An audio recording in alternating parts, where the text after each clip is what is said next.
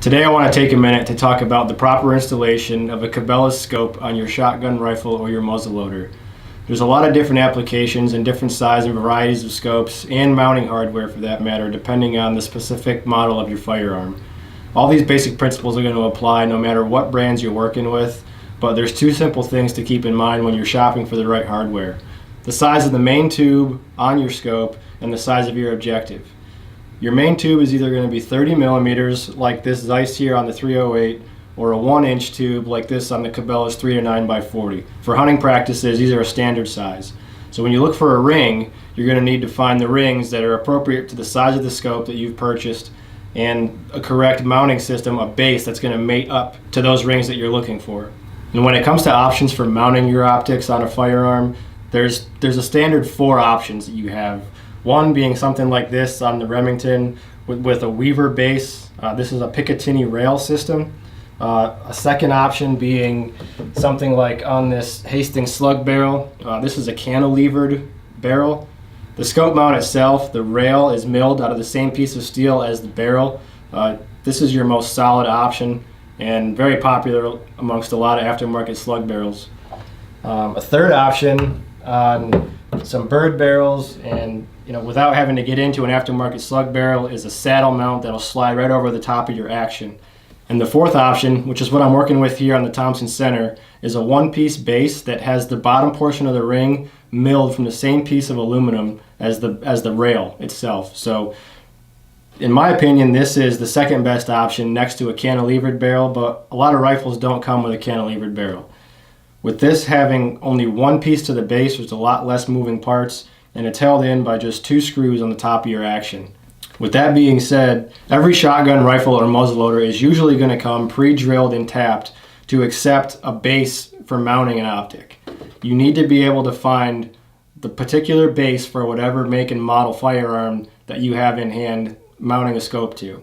I've already had this mounted. I'm just changing out my scope today, so I'm going to jump right into mounting this Cabela's 3-9x40.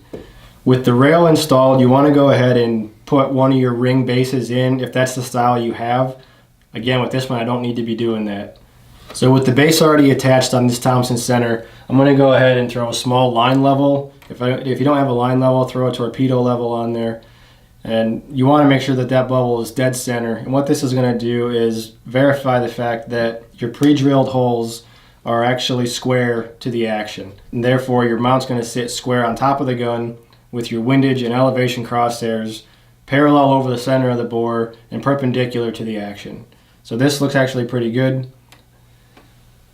So with that in place, I'm going to go ahead and dry fit my scope, setting the scope inside the ring. As I mentioned in the beginning of this, the 2 factors you need to shop for are the diameter of your tube and the size of your objective. This is where you're going to find out if you got the right parts or not. The first thing you're going to find is that the objective is going to clear the barrel. The second thing you're going to find is that your bolt clears the eyepiece on the back of the optic. So this works perfect for this application. And from here, I want to go ahead and install the top portion of the rings. With this step, you only want to tighten these finger tight. We need to make adjustments once this is dry fit properly. We're going to make an adjustment for the eye relief as the gun sits in your shoulder, and then we're going to rotate the scope to where it sits in the same plane as the base. Alright, with those screws set in place, go ahead and throw your level back on top of the turret and rotate the scope either to or away from you so that that bubble sits in the same place it did when you checked it the first time. Once it's in place and level, you want to tighten these down just a little bit more. Again, not over tightening. And at this point, you want to go ahead and shoulder the rifle to make an adjustment for eye relief.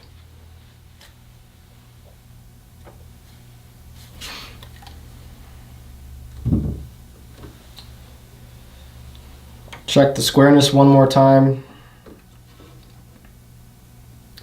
This is an important part because you need to make sure that that windage crosshair is directly over the center of the bore. Otherwise, it's going to be canted as you look through the scope, and you're going to get exponentially further off target once you move beyond your sighting distance.